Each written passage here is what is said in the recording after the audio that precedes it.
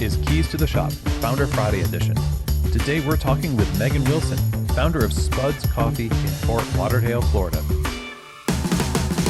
Well, hey everyone, and welcome to another episode of Keys to the Shop. This show is designed to give you insights, inspiration, and the tools you need to grow as a coffee service professional and to help you run a thriving coffee shop business.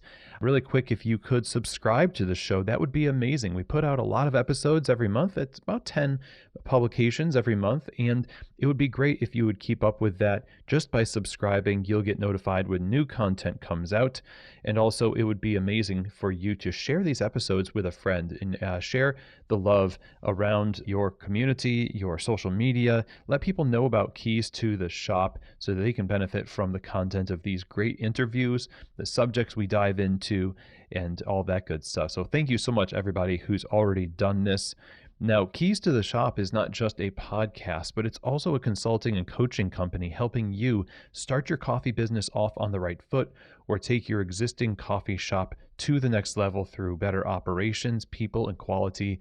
So whether we're talking about just one-on-one coaching or on-site assessment of your cafe with coaching, there's a lot of ways that we can work together, you and I, through Keys to the Shop consulting. And I would love to have a conversation with you. To set up a free discovery call with me, all you need to do is email chris@keystotheshop.com. We'll talk all about what you've got going on in your coffee business and how Keys to the Shop consulting can help you. Again, that email for Keys to the Shop consulting, chris@keystotheshop.com. Now, one of the most important parts of the coffee shop, of course, is the coffee. This is what we serve, and making sure that we are fine-tuning the way that we present coffee, especially as coffee is increasingly changing. There's more complexities, there's more to keep track of, and you want to have more precise control over what it is you express in the coffee shop through your menu. And one of the great pieces of equipment that will help you do that is the Ground Control Cyclops Brewer from Voga Coffee. In recent years, the Ground Control has absolutely been revolutionizing what we can expect from batch brew coffee through its SCA award-winning technology that gives you the ability to access an incredible range of flavors through its incredible extraction potential. Not only is this an amazing batch brewer, but it also makes tea, batch diced lattes, batch cold brew. So because of this, it opens up a lot more opportunities for profitability in your company. Great for workflow and beautiful to look at as well. So check them out over at groundcontrol.coffee for more information to see who's using this machine. All over the world, people are experiencing a next level coffee through the Ground Control Brewer. Again, if you're looking for the best quality, if you're looking to up your game in terms of workflow and profitability, then I think you should be using a Ground Control Cyclops Brewer in your cafe. Check them out over at groundcontrol.coffee. Now, creating drinks behind the bar that customers love and can count on being excellent day after day is one of the hallmarks of a great coffee shop.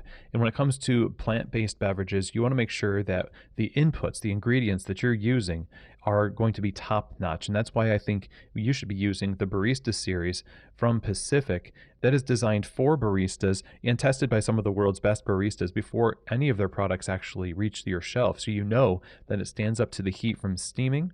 It produces amazing silky texture that's perfect for creating latte art in your plant-based beverages. And it also creates balance in the cup, which means that the flavor is always focused on coffee. Your customers will absolutely be delighted by all of these things together, and I think you will too. Go check them out over at pacificfoodservice.com and get samples in your store to try it for yourself. There's a reason why the Pacific Barista Series is #1 in the world when it comes to plant-based beverages of choice for specialty coffee retailers. It's because of just the intentionality and excellence that they bring to every one of their products. Again, check them out over at pacificfoodservice.com. If you're looking for the best plant-based beverages, I think it has to be the Barista Series from Pacific. Okay, everyone. Well, today I'm excited because we are going to be diving into another story from a fantastic founder of a great coffee shop. And we are going to be talking with Megan Wilson, who is the founder of Spuds Coffee in Fort Lauderdale, Florida. Megan Wilson has been a student of hospitality in the culinary world for a very long time.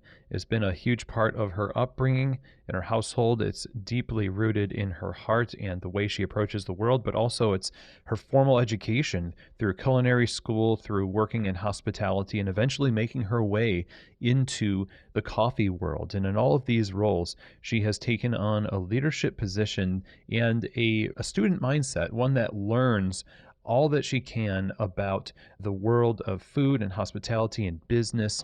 And it's no surprise that she has come up with and started this wonderful coffee shop that is absolutely setting the bar so high for coffee quality, for food quality, and some would say most importantly, for hospitality and creating that kind of experience for customers that we all want our coffee shops to do. And so Spuds Coffee is like the epitome of the kind of things that we all want to create in our coffee bars and motivates us to continue doing what we do in the coffee industry. This is a place where they basically want you to feel like you're stepping into their home, where you're not just a guest, you become friends. And that's through the way that they make everything in their kitchen, the way that they make coffee, the way they make you feel. It's all there.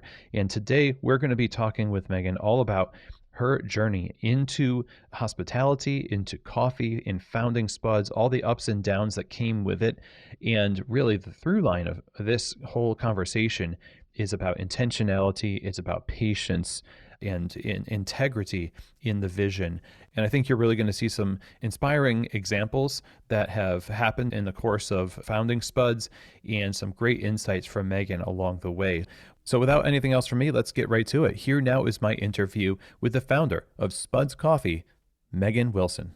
Well, Megan, welcome to Keys to the Shop. How are you today?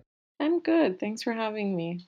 Yeah, absolutely. I know you just celebrated 1 year of Spuds Coffee, right? Yes, we have. That's pretty cool. And it was quite a journey to get there. And I'm excited to kind of dive into this story. You're doing great work there in Fort Lauderdale and Florida coffee community. I don't know. I feel like out of every state, Florida seems to be experiencing so much growth in specialty coffee, and your shop is the center of a lot of it. Yes. I mean, there's been a lot of specialty coffee going on in South Florida, mainly Miami, but Fort Lauderdale is still very new to the scene, I feel like. But yeah, it's been really, really good since we started. Awesome. Well, let's go back to the beginning and hear about an introduction of yourself to coffee in general. Like, I'm sure that there's, when you first tasted coffee, but what about the coffee, the scene itself attracted you to it even before you opened Spuds? Well, I always loved coffee from a young age. I mean, it's always been in our family. My mom and her side of the family, they drink a lot of coffee, so I was always around it. Specialty coffee, I was introduced later on in my hospitality career.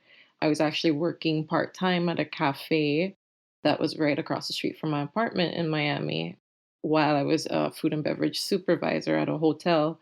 And I never knew specialty coffee existed until I started working there. And I was like, whoa, what is this world? I love it. I love the business culture. I love how not toxic it is and how in touch with just the humanity of running a business and like the people that are involved in specialty coffee or just coffee in general. And I fell in love that way.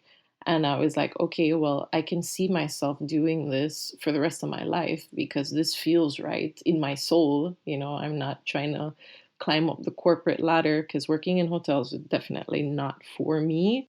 And then that just sparked the idea that I could do this for myself. And then I ended up quitting my job and worked at the cafe full time and started managing it. And that was right before I decided to like move to Fort Lauderdale and start doing my own thing.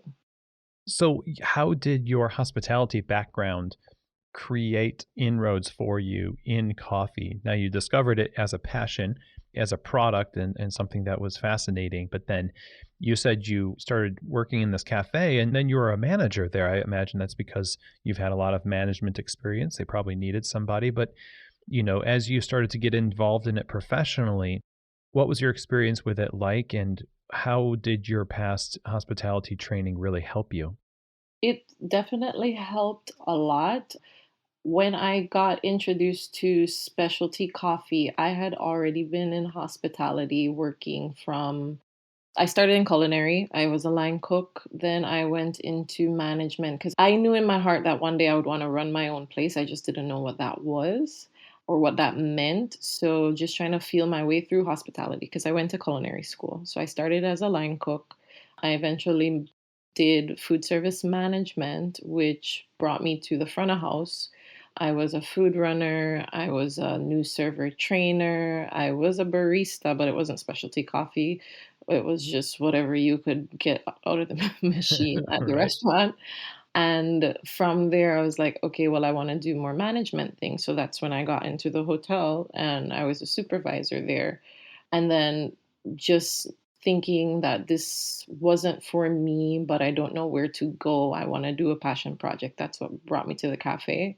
And then being introduced to specialty coffee and realizing the fact that there is a career there is really what enticed me to stay. And a door open that I never knew existed. And I just decided, like, there's no turning back. This is the way, this feels right. And I can use all the skills that I have from my culinary background, my management background, and just my life experience in order to make this work in the long run. From that moment that you just described to the moment that you really started to put pen to paper for your own business, how long was that? And how did that happen? So for me, I feel like the way I've kind of like moved through my life, I've always been like a top scholar in school, and it was always what more can I learn? What more can I learn? Oh, I want to do new things, learn new skills. So it was just about like collecting as many coins as I could because I wanted to be able to know that I can do anything that I put my hand to. So if that meant like creating new menu items, learning a new skill, being able to take something apart and put it back together, that was kind of what drove me to want to learn how to do new things. And in hospitality and food and beverage, there's so much to learn and so much to learn to create because it's just like creating a recipe, cooking something. There's no end to it. I feel like that's why food and beverage is always going to exist because it's constantly innovating. Because of that, I just wanted to keep learning. And then the fact that there was this door that I never knew existed, I'm like, whoa, what is this? Let me just see what else I can learn. All of that kind of just brought me to where I am today, what I can learn in how to create new recipes, how to create new menu items, how to figure out what it is that people are liking now versus what they liked 5 years ago. But then also in the management portion of it, learning how to adapt to the world that we're living in now. How can I kind of lead a team in a way that's healthy and that's sustainable? How can I create a space that people enjoy to be in, whether they're dining, whether they're working, and just kind of learning to pivot because honestly, that's what life is about. And yes, this is work and yes, this is business. However, this is still life because it's something that you wake up every day and do. So just trying to learn the best way to do things. Yeah, it sounds like as you've paid attention to all these things that you've experienced and you've studied so hard to synthesize all these experiences into skills that you can, create better and better, outcomes for yourself and the people you're responsible for. Naturally, this would lead you to this entrepreneurial next step, not just managing a place, but beginning Spuds. And kind of that's the new adventure beyond the world of coffee that you discovered. Now it's your own expression of all the things that you have learned in this journey. And talk to us a little bit about the whole idea behind Spuds and how you initially got started on starting it. The whole idea behind Spuds. So, me working through hospitality, and as I said, when I was at the hotel, I knew like working in corporate is not for me. And it was because it's like a dog eat dog world out there, and I don't want any part in it. I feel like life is hard as it is for a lot of people from different walks of life. Why am I going to contribute to it by repeating toxic patterns? And because of that, I was always seeking to work in a better place because I am very work driven. I like to work. I wouldn't necessarily call myself a workaholic, but I take pride in using my time in a way that feels good to me, and accomplishing things feels good to me. So, because of that, I wanted to work in a space where I was treated well and that my skills were being respected and my hard work is honored. And I wasn't finding that working in corporate, but I found it when I worked at the cafe. And I was like, okay, well, this is a step in the right direction. However, there's more to it. There's still something that's missing for me. And then I came to realization that in order for me to find that space, I have to create that space. So that is really what led me to want to open my own business, to create that space for anybody that thinks my way, this thinks the same way that I think and wants the same thing for them, because there's a lot of hardworking people out there that I know that people in business or employers take advantage of, and I didn't want any part of that, so I needed to create that space. And that's where the idea of Spuds came from. The name Spuds came to me at an amazing moment. I was walking my dog with my now fiance, and I was like always thinking, what would I name my shop if I had one? I want it to be cool and fun and something that means something, because it's the name. It's something that people are constantly going to be speaking over the place every time they call its name. And then it came to me that I should name it after my granddad. So Spud is my grandfather on my mom's side. He was a farmer and he was my biggest inspiration and like one of my biggest cheerleaders growing up. When I started going to culinary school, he would introduce me to people as like his granddaughter, the chef, even though I was just going to culinary school at the time. I was definitely not a chef, but he was always rooting for me. One of the strongest, smartest people that I know. And so I named the store in his honor. And I was like, okay, well, that's just it. We're speaking life into this place. We're speaking strength into this place, even before it's formed or anything's on paper. And then it means something because he is the pillar of our family, and that means something, and family means something. So, like at Spuds, like we kind of have like a family unit, even though it is a workspace. It's kind of like a home away from home for a lot of people. Our mission at Spuds is to create a space for people where they can just be, whether that means for our customers, that could be like a place to work, a place to relax, a place to imagine and create something. For the team, it could mean doing things that make them fulfilled, that's led by their own creativity and their desire to be a part of something unique. And I try to foster that as best as I possibly can and like let them express themselves. It's a place that people can be safe, or they're surrounded by people who actually care. They care about them, they care about what they're doing, they care about what they're serving, what they're learning, and who they are. It's just really a place to be. You say you go to your grandparents' house, you don't need to worry about anything. It's just for you to be and enjoy yourself. And that's the place that we have aimed to create. That's beautiful, and that becomes the pillar, right, for them. Yeah.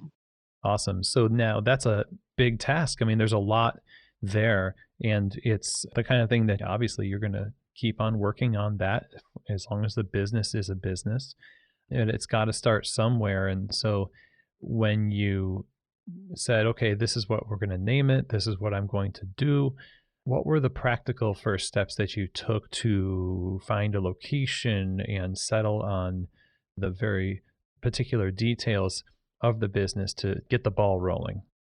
Well, as I said before, I've always been like a scholar. I read a lot of books. So I read a lot of books on business even before thinking about Spuds. So I was just trying to like collect as much information as I could that could help me in my future, whatever way or form that meant. And then speaking to people in my family about business, because there's a lot of entrepreneurs in my family running a business, what they did to get started, being mindful that obviously we're all starting at different times in history. So business looks a little different now than it did back then. I spoke to my mom about my desires and what was on my heart because she is like my best friend, and she encouraged me to go for it. And I wrote a business plan. That was the first thing she told me. She's like, you need to write a business plan. I know it sounds old school or whatever the case may be, but have it written down, put it pen to paper, and make it make sense on paper. Yeah, you have dreams. Yeah, you have these passions, but it needs to make sense on paper. And when it came to doing that, I did a lot of like research of, okay, how do I write a business plan? How do I write one for a coffee shop? How do I write one for a restaurant? What do I need to think about and already have planned out before I even take another step forward? And then I just went from there.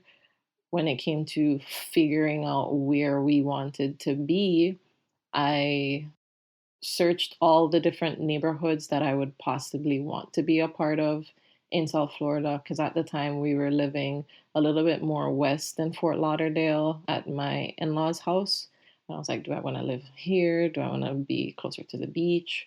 Thinking about like the demographic of areas that need new businesses, new that are looking for coffee shops, and just, the feasibility of it all, and trying to think of it from a business standpoint as opposed to just passion standpoint, and making it make sense. And then I found a real estate person who originally showed me a space that I was considering to build Spuds, and turned out I was like, this is not going to work. It's going to take too much to build it from what it is now. So he was like, okay, now that I'm not leasing you this space, I can, help you find the space for you to build this dream. And so he became like my help in that, searching for the right place to build, because I knew that I wanted to build this place from scratch. I knew how I needed it to flow, for the bar to work, for the kitchen to work, what the dining room should be set up like. So I needed like a blank canvas in order to make that work. So he helped me do that, and we did a lot of like online searches, visiting places in person, and just trying to feel out the possibilities of, can I see Spuds in this space? And then when we came across our little, well, not little, it's a pretty decent sized space. It's a little under 2,000 square feet, but in Galt Mile, I was like, okay, I walked through the door, a lot of natural lighting, and I just knew I could see the bar in its space. I could see the kitchen in its space. I could see the dining room, and I'm like, yep, this is it. This is where we're going to build the place. So I got a general contractor to come in, explain to him what it is that we wanted it to look like, and he's like, yep, it could work here. And then we just went from there. I think there's something you said that we could easily pass by, but I want to camp on it for a second. And it's that you walked in and you just knew. And the fact that you could do that, to me, at least based on what you were saying, is because you did all that work beforehand. Yes. It wasn't just in your heart and then you just emoted onto the space like this is it. There's like a lightning bolt. It was a lot of hard work, research, developing an intuition for what you wanted based on the practical pen to paper stuff. Really important for anyone listening and thinking like, well, we have to find the perfect space too. Well, you did a lot of imperfect spaces first, right? Yes. And then you came upon this one and it fit for what you wanted your business to be. So the idea of given your mission for providing this kind of a space for people, how did you decide on the layout and structure of it and the menu and offerings as a way of fulfilling that mission? How much of that was decided based on how you knew it would play with people and serve people? So for the layout of things, I thought of places that I have been, and as a customer, and how I felt walking into certain spaces. And because of that, I knew that I wanted it to be an open layout where everything is visible. The kitchen is visible. The bar is very clean but approachable. Like I can approach the professionals basically and ask questions if I need to. And I feel like I just put myself wherever it was that I was building or designing to say, how do I feel in this space? I've been to places where the flow of service or the flow of a customer walking through the door is confusing. They walk through the door and they're like, what do I do now? Like, where do I go? And I wanted to kind of alleviate that by creating a flow that you walk in and you know what you're doing next. You never feel lost. And so that's how I thought of how the placement of the bar should be. Then I put myself behind the bar. I'm the barista. And the thing is, from me going through hospitality the way that I did and kind of like gathering up all the little details and skills that I did, I worked every single station, every single place that I was. Like from cleaning to managing to working a line to baking to like you name it, I have done it. And it was intentional because if I'm going to lead a team, I need to know what I'm expecting of them, you know? So it's like I've worked behind a bar. I know what makes sense and I know what doesn't make sense. I've worked in a kitchen. I know what makes sense and what doesn't make sense. It's like, why is the fridge here?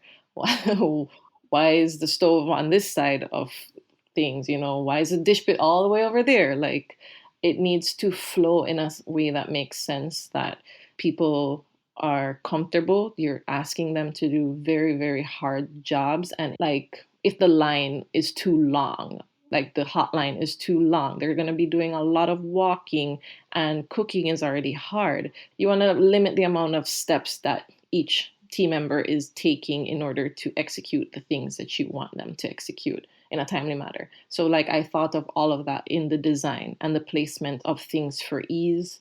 If we're having a brew station, your hot water needs to be close to where you're brewing. And so you need to be close to the cups or the crafts that you're brewing into and so on and so forth. I get it has to make sense. So thinking about every little step and detail on that front helped me to design the bar, the dining room, same thing. What's the flow? Where do they go? Once they place the order, then where do they go? When they're done, where do they go? Just kind of thinking of that, like where's the bus station? Is it easy access for the customers if they need to drop off something? Is it easy access for the servers? Where's the server station? Where's the POS? Where are the garbage bins? You know, just to kind of create that ease and flow that a lot of people don't put any thought into because they don't really have a concept of what it actually takes in order to create that ease and flow. But the fact that I have that experience on all the positions, it's like, okay, use this knowledge and create the best space that you can, you know. That was my intention and how I ended up getting that. That's the first step in hospitality towards everybody, is to set the space up very well according to the way you can anticipate people's needs, both for the staff and for the customers. And when you mentioned how, it's already hard to do this work, why make it harder by having something that's, not placed flow? You have to have already known that it was going to be hard to do that. And for a lot of people, it's sort of this idea of, well, it's not that difficult. You just do A, B, and C, and blah blah blah, and then so we'll just keep this here. So we kind of explain it away with this dismissive language because for a lot of people opening shops, they haven't really worked in coffee before, and so yeah, that experience, it really helps. And I guess even if you haven't worked in coffee before, you could probably just watch people working and understand that something is hard, but you just have to be curious. And you sounded, just asking all these questions as you went through it with us, there's a lot of questions to ask and not a lot of assumptions to be made.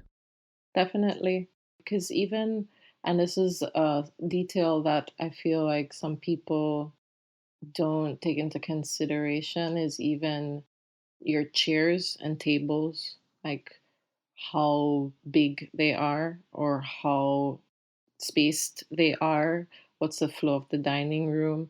There's always this idea in business that you need to maximize as much money as you can make, which I get for some people, but for us, that's not our first intention. If the dining room is overcrowded, like no one's having a good time.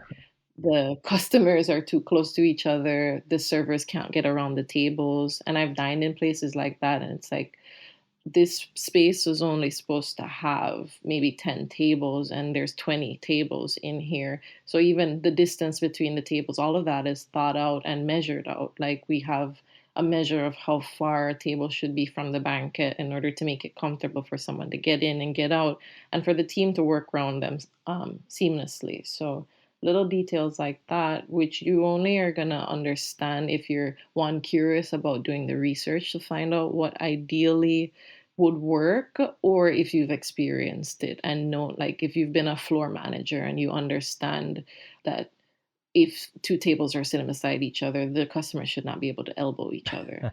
um, Especially if you're trying to present to them a certain type of dining, whether it's like fine dining or elevated casual dining or whatever the case may be, or even casual dining. You don't want to be elbowing your partner, or you're at a bar and the bar seats are too close together. Those little things you have to take into consideration, for things to flow right. Yeah, yeah, you don't wanna have it feel like the middle seats in a flight or something. Yeah, just kinda get used to the person's arm on your arm and just forget it's there. Just work with it. Oh, man. So you have all of these things kind of laid out, planned out. You worked with the GC to say, "This is what we want, and let's start the process." I mean, what were the challenges that you came up against as you started to take steps towards building out Spuds? Well, there were a lot of challenges. One being the pandemic. We started planning this in March of 2019 after I had been in Chicago visiting my mom's side of the family. And we didn't open until November of 2021. So that's a good 2 years.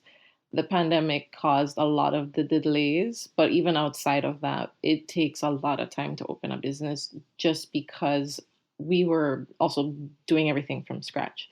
The biggest challenge we faced was building out the store, and was mainly because of permitting, drawing up plans, getting things through the city, collaborating with other contractors. We put plumbing into the floor, we put in a new grease trap, and we're building a restaurant. It's not just like a retail space, but having everything at a standstill and the city closed, that really caused a lot of delays. So that was really the biggest curveball, because regardless of the pandemic going on, the clock was still ticking, and we needed to get this place up and running. I question my sanity when a lot of this is going on, be like, "Why am I doing this in the middle of a pandemic?" And it's like, because I know nothing lasts forever and we're going to get out on the other side of this. And I need to know for sure that I'm stepping into something. So let's just keep going. And we just push through. But the pandemic really caused a big challenge for us. I forget exactly how I became aware of your brand, but I'd kind of been following Spuds for a while before you were open on your social media, and you had a social media presence as Spuds for, all that time. And, I'm sure that there was a lot of conversation with people just interested in the business as you were building it out. I mean, how did you go about relaying to people that you were hoping would become customers and have now obviously become customers?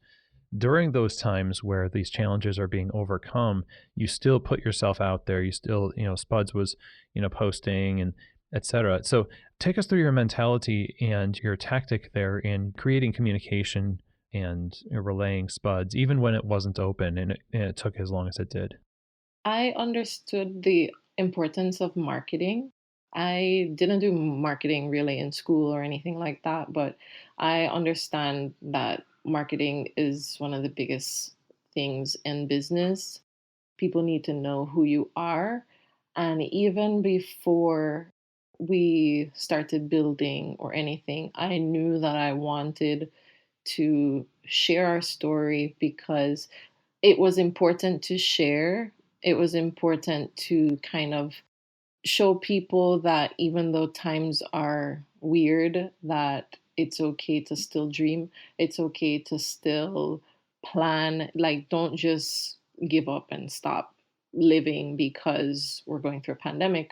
And I knew that a lot of people agreed with me with that. So sharing my story would bring those people into my life and they could speak life into the project that I was working on. And I also had a challenge for myself, which is just out of my own curiosity.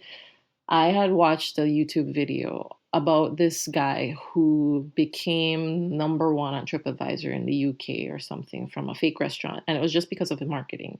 He made it up completely and it was taking like fake reservations or whatever over the phone. He bought like this burner phone or something like that. I don't remember all the details, but I just was thinking like that is insane that marketing could do something like that.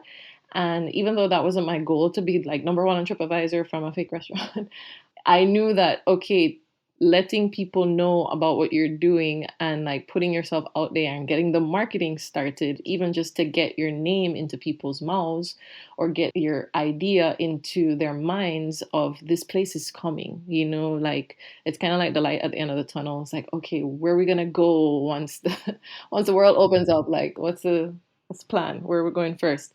And I wanted Spud to kind of be that place for people where you could just go and be normal again. There's this song by this Jamaican artist, Coffee. It's called Lockdown, and she wrote it just because of the pandemic. And it's like, where will we go when the quarantine's done and everybody touches the road, which is basically they're going out. And I wanted Spuds to be that for people, so I had to share what we were doing, and I always had the intention to kind of share my lifestyle with people. Like, what would you have if you came to my house and I made you dinner? I made you breakfast. Like, what are we eating? What are we drinking? Because Spuds is like my home away from home. And I tried to create that homey feel. So that's where I started messing around. It's like, let's try testing recipes now. Like, I'm at home. Like, why not? I know how to make coffee. I could start brewing cold brew stuff here. One of our first signature, the reggae brew, I made that up during the pandemic because I was messing around with red stripe beer and cold brew coffee and then just trying to be very crafty about it, but very intentional about how I wanted to execute the drink by still paying homage to like my Jamaican roots and so on and so forth.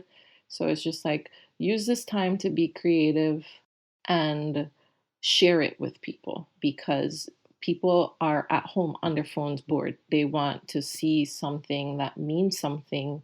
They want to see what's going on. And if it's something that matters or something that they can relate to or like find meaning in, then it's gonna do well. And it did well on social media even before we broke ground. Like we had a lot of following and a lot of people asking, like, oh, when are you guys opening? I was like, we don't have an open date yet, but just stand by. And then eventually that turned into, okay, well, holidays are coming around. Are you guys baking things? Like we see that you have baked goods on your menu, so I ended up making cookie boxes from my house before we even opened because people had an interest in what we were doing. And I've always done homemade stuff and like I would bring them to work or if we had like a staff gathering or something, like I would make food. So I already knew that people liked the things that I would make. And then now I can offer it through my business even before the door opened. So we started catering even before the door opened, which is wild, but it only happened because we put ourselves out there to like be known on social media. And then we had an online store to sell merch before we opened. And all of that was just because it's like, don't wait till everything's perfect and the doors open, you have a restaurant. Like, do something now, try something now. I love that message. You're steadily building faith in your concept yourself as you go forward. And you mentioned speaking life, and you're keeping the life going in the business as these things happen. And it's not just a pandemic, it's just the kind of journey that a lot of entrepreneurs have as they face challenges, normal challenges, whether it's delay in build out or zoning issues and stuff like that. The idea is, yeah, like you said, we're going to wait until these things get cleared up because we don't want to make too many promises, but that anticipation and the generosity with which you kind of shared what you're about and did what you could with what you had, I think is really inspiring. So I thought that was great. And it worked for me too, because I was tracking along just like everybody else who followed you on social media, like, oh my gosh, they're open or they're like, it's happening. So how did that happen where it went from, okay, not yet, let's do what we can, let's experiment, let's put stuff out there too. Oh, we actually have an open date now. I mean, there was a lot of anticipation for sure. And personally, I was struggling with like missing deadlines. I felt like I was missing deadlines because I set deadlines in my mind. And I was worried that I was disappointing because it took so long. I wrote a couple blog posts about the challenges of building to kind of like give people a realistic, like, we're not going to know until we know sort of statement to say, okay, there still isn't an open date, even though we are pretty far along in our build out. And then finally, when it was couple of weeks before we were supposed to open, and the team was already hired. We were training. We would have our little huddles after a training day in the store, and I would be like, I still don't have an open date because we have a couple more inspections to pass. And they weren't just business operating inspections. The fact that we were building from scratch was the issue with the inspections because we needed to have that certificate of occupancy by having everything like seamless at that point. And it was wild to be like, okay, this inspection is scheduled this day, and then they pushed it forward and so on and so forth. So even a week before we did our soft opening, we didn't have the date set. And I was like, am I crazy for thinking this is okay? Like, is this okay? Like, I think I should be able to set a date so people can anticipate being there. But the reality of it is like, that's not what happened. So I was just like, take it for what it is. Do with what you can. If people can't make it to the soft opening, like family members or whoever wanted to show up, the door's still going to open. So take it for what it is and don't make a big deal out of it because it's still progress and it's still forward movement. So be grateful for that and be honest about everything. Don't pretend like you know everything. Don't pretend like you got it all together and you have all the answers because you couldn't even set an open date a week before you open. So that I just let my guard down. I was completely honest with everybody. I posted online, I posted on our website, I spoke to the team, and I was like, okay, we're waiting on this inspection. Once that's passed, I'll set the date. And I just made a plan. If best case scenario happened this week, we'll do it on Saturday. And it'll be these hours, 9 to 2, because those are like good peak hours during a coffee shop. So, if people are out and about, they'll pass by. We'll take it for what it is when it comes. And I kind of like gave the team that kind of powwow ahead of time. It's like, don't be afraid. Don't be worried that we don't know exactly when it is just now. We'll just take the day for what it is when it comes. And nobody's going to expect us to have it all figured out on day one. So let's just try. And if you're willing to try with me, then let's just try. And that was kind of how we went into it. And then a couple days before, I believe it was like a Wednesday before the Saturday, we had posted, "Oh, it's finally here." It was a Instagram post. It's like, "Oh, finally, we're gonna do this weekend, so come by at this time." And then we started like a countdown on Instagram, and we're like, "Okay, well, it's done. The date is set. It's not weeks in advance, but it's set and people will come. And if they don't come this weekend, they'll come next weekend. But the space is here. We built it. We did it. They will come. It doesn't have to be perfect on day one." And then we just went from there. So your team coming into this, they got hired, and these are people that you like. Obviously, these are people that you think can deliver on the values and the mission of your business. And yet at the same time, you're the owner. An employee, it's not necessarily the quote unquote their thing. There's not as much invested. So on your end, talking to them about, we're not going to open quite yet, not quite yet. I love how you approached it, but I wonder how they received it because that's a lot of pressure on you because you're like, well, I have these people and they've trusted me. And I talk to clients about this often as well, where, you know, we've got a team, but we don't want to lose them because we know they want to work, and they want to do what we've been talking about. So how did they respond to those talks? I'm just kind of curious. Surprisingly, they responded very well. When I hired them originally, when I hire anybody, I am very straightforward about how I am, who I am, and what our vision is from day one. If you feel the same way I feel about your work, if you feel the same way you feel about how I feel about coffee, about food, and what it is that you want out of your day to day and your career, and our goals are aligned, then it's gonna work. And when they were hired originally, as I said, I let my guard down. I was just a real honest person to be like, this is what we're doing, this is our plans, these are our goals for the future. Once the door is open, the door is not open yet. There's no absolute guarantee right now. However, this is what you can expect once it is opened.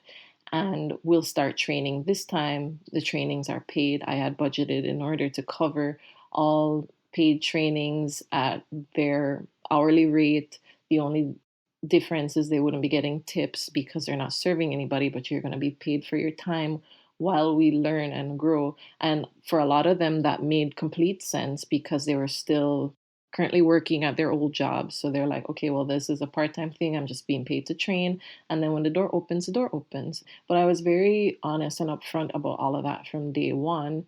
I can say though, maybe one person didn't end up making it to the open day, but that was fine. We had a good opening team all the same. And it was just about me being honest. And I believe that honesty is always honored.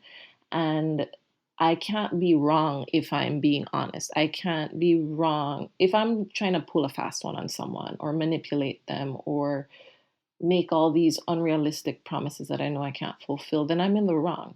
And I was not doing that. I was very honest and upfront about what it is that I wanted to do. And I feel like the team that I opened with, they respected that. And even though we had just met and we had never been in contact with each other before the whole hiring process, they trusted me. There was that trust. That was what got us through those first couple of weeks. And I mean, I haven't changed. I know that I need to take care of my people. And that's like one of my daily mantras and things that I tell myself because running a business is difficult and managing people is difficult. But if I know that I am doing the best that I can to take care of my people, then I have peace. And that's what matters. And people who see that and want that for themselves or respect that, they're going to stand by you, but you have to honor that and you have to be real with yourself if you are falling out of line on doing that. And so I make it a daily mantra to be like, Megan, you need to take care of your people, whatever that means.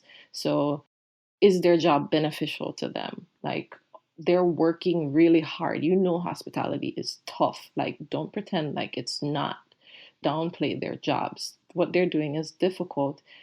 Are you feeding them? Like, they are here for hours. Give them a meal. Like, make sure that they are taken care of. If they need time off to do something, give them their time off. It's my job to make sure the gap is filled and my people are taken care of. And that is my conviction. So that's what I practice. And I feel like the team that respects that, they stand by me. I feel that the way you described knowing that it's the right place, you said, I see the possibilities when you walked in, this is it, because of the work you had done. But you had kept before your mind the image of what the right space would look like in that mantra that you just mentioned about, I have to take care of my people. By keeping that on the forefront of your mind, you're going to be paying attention to all the ways that you could that day. You say, whatever it is, find a way to innovate some way to care for your people. But if it was something that you just relied on your people to remind you of, it'd be too late by that time. Similarly with your customers, I suppose. And how much of that is, it sounds like just part of your DNA to be hospitable like this. And I imagine some of it's also born from the culture that you experienced, the culinary world and hospitality that wasn't a great experience where people maybe weren't taken care of. Well, I mean, I would agree with what you said, it kind of is a part of my DNA. There was a lot of reflection during pandemic, but even before that, I've always been a very self-aware person, and I don't do anything if it doesn't make sense to me or if it doesn't feel right. And if I find myself doing anything outside of that, I have to check myself. But my purpose in life is to serve. It has always been to serve. That's where I find my joy. I say all the time, like, my love language is food. I love to eat and I love to make food. Like, if I want to show you that I care about you, I will make you something. Like, even if a team member comes to work and they're like, oh, I don't feel so well, like, they're not sick, but their throat is a little sore or whatever the case may be, like, I will make them ginger tea. That's how my family would help me get back to, normal when I was sick as a kid. And it's like I would make them ginger tea from scratch. And that's just me showing that I care, but also, like, I know it's gonna work. I know it's gonna fix you because ginger is so powerful. But it's just a part of me to serve. And because of that, I feel like I am in the right space and my purpose is being fulfilled in Spuds because I'm able to serve. I'm able to show people how to serve. And our team, they express that in the same way to our customers. But it's all about kind of soul searching and figuring out what it is that you are meant to do on this planet while you're here. And for me, it's always been serving, even before I got into culinary. Honestly, my decision to do culinary when I went to college was out of that. I am 16 years old. I don't know what it is I want to do with my life, but I like to cook. So I guess I'll go to school for this. And yes, it could be a career because people always have to eat. However, I'm not sure, but let's try something. And I've never been afraid to try. So I was just like, all right, let's try it. If I like it, we'll do it. If not, I got time to change my mind. So that's really what got me into culinary and hospitality. But then me soul searching and being like, why am I here? It's to serve. And I do that every day. I serve my customers, I serve my team, I serve my family. Like, I just do what I can. I am the vessel. I am filled with so much skill and passion for others and food and beverage. And I just try to find the best way to express that and move through life, making the space that I leave better when I leave it than when I walked in. I love it. You're open now. You're open. And people are coming in and they're experiencing what you just described, what you wanted to do. It's now real. And I'm curious how this has been received. It's been a little over a year. You said a year in November of 2022. So, what has this been like to be operating in reality? It's been amazing. The reception has been phenomenal. We were very, very well received by the community. Even before we opened the door, from we put up the sign that we were coming soon, people were excited about it. There were moments like we didn't have power in the building just yet, so would prop the door open like while we're doing construction so people could come inside even though it was a construction site. And the neighbors would like poke their head in and be like, "Hey, when are you guys opening? We're so excited for you to be here." Like, long before we broke ground, people were doing that. So they were excited for us to be a part of the community because they saw the name Spuds Coffee. They're like, "Oh, it's a coffee shop. Amazing." And then finally, when we opened, they're like, "Oh my gosh, we needed this. We needed a neighborhood coffee shop that was good coffee." They needed good coffee. They needed good food, like homey foods, things that are good for you. And they just needed that space to be normal again because the world was not normal at the time that we were building. But we were very well received. And to this day, we still are. Like, a lot of our customers, like, I work in the store, so I am very hands-on with our customers and I can have conversations with them regularly. We have a lot of regulars and they're like, "We love this place. We are so happy that you're here. Like, we see what you guys are doing and we taste it in the food. We taste it in the coffee. We get it, you know? And for you to put your mind and heart and soul behind something and then someone look at you in your eyes and tell you, I get it. I see you. I see what you're doing. This means so much to me and I'm happy that I'm a part of it and that I can pour into you. It means a lot. And we have amazing customers. Even the staff would be able to tell you of all the coffee shops that they've worked in or wherever they've been, the people that come through our doors are like, where did they come from? They're amazing. And the connections that are being made just by this space being available to them is amazing. And even though there has been ups and downs throughout the year, you know, like going through slow season during the summer and dealing with our first spring break that we did not anticipate to be as busy as it was, but we survived it. It's been amazing, you know, and to this day, like the team will say it, I will say it, the customers will say it. Like Spuds is a very special place. And the things that come to life in that space is incredible. Man, I just want to stop this interview and go to your shop. Well, you can come. Yeah. My last question to you here is something that I think you've been answering throughout our conversation.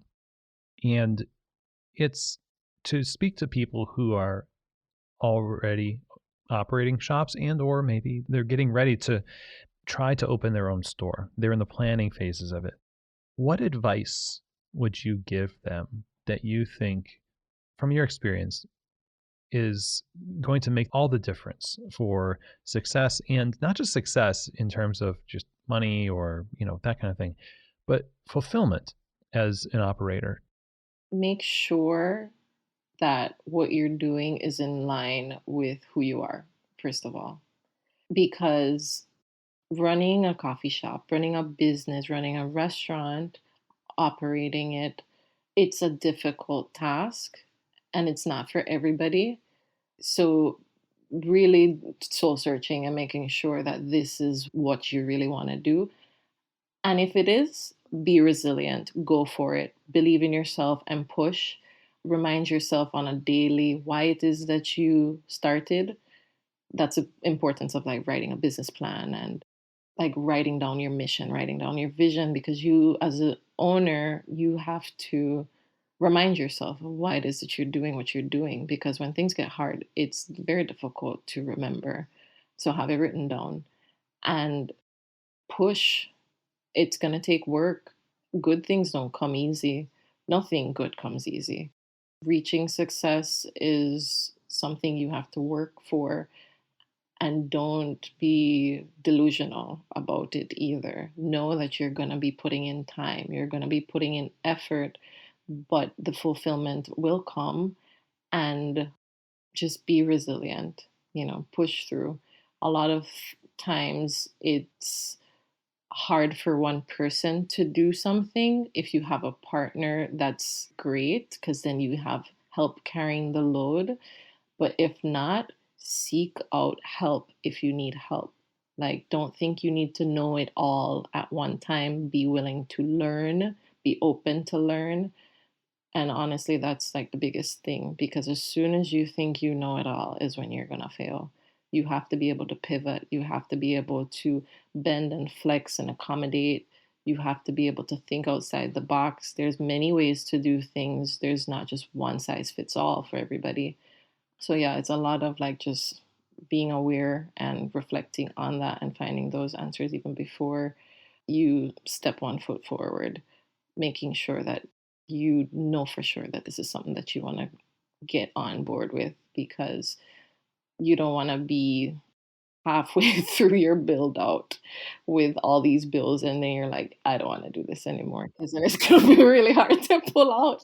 But even before you start, like really kind of evaluating all of that and saying, yes, this is what I want to do. And once you make that decision, run with it, go with it, and push. That's amazing advice, all of it. And your story itself, just hearing how you've brought this to life and brought it to fruition, It's inspiring and a lesson in and of itself. So, Megan, thank you so much for being here on the show and speaking with us. How can we stay in touch with all that you're doing there at Spuds? Well, we have an Instagram, at Spuds Coffee. Our website is spudscoffee.com. We also have a TikTok. We don't post that much on TikTok. We're starting to do that now. It's at Spuds Coffee. And we are located in Fort Lauderdale in the Galt Mile area. It's 3301 Northeast 32nd Street. But yeah, if you could swing by or just follow us online. Awesome. Thank you again, Megan. This was wonderful. Yeah, thank you so much, Chris. All right, everybody. Well, I hope that you really enjoyed that conversation with Megan Wilson of Spuds Coffee.